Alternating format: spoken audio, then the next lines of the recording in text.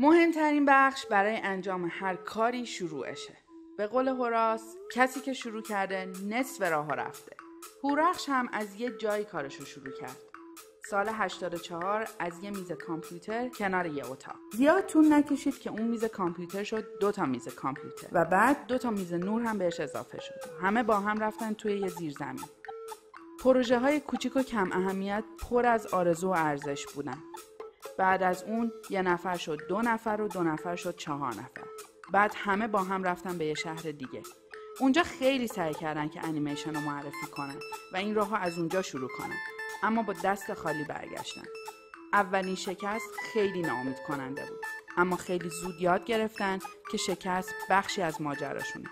پس دوباره شروع کردن، اما این بار نه فقط انیمیشن بلکه برنامه تلویزیونی، ولی بازم انیمیشن توی برنامه تلویزیونی.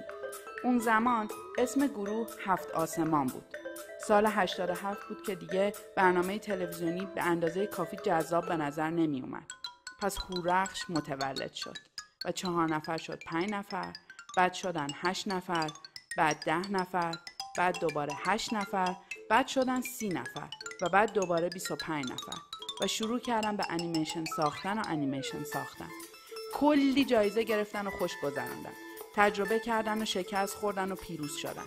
اما همیشه آرزوهای بزرگ یه جایی توی هورخش داشت.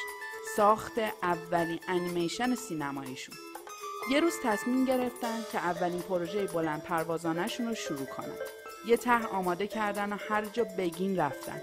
یعنی هر جا که فکرشو بکنی، پیش هر کسی که فکرشو بکنی، تا بالاخره اولین سرمایه گذار خصوصیشون رو جذب کردن. با همون سرمایه اندک شروع کردن. بازم کلی شکست خوردن و پیروز شدن. حتی تا فرانسه رفتن. اونجا هم کارشون رو معرفی کردن. تا بالاخره دومین سرمایه گذار موفقشون رو جذب کردن. و حالا 10 نفر کنار هم توی هورخش با عشق و امید در حال کار کردن هستن.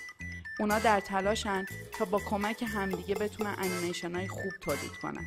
کارشون رو توی سینماهای دنیا به نمایش بذارن. از همه مهمتر از کار کردن کنار همدیگه لذت ببرن.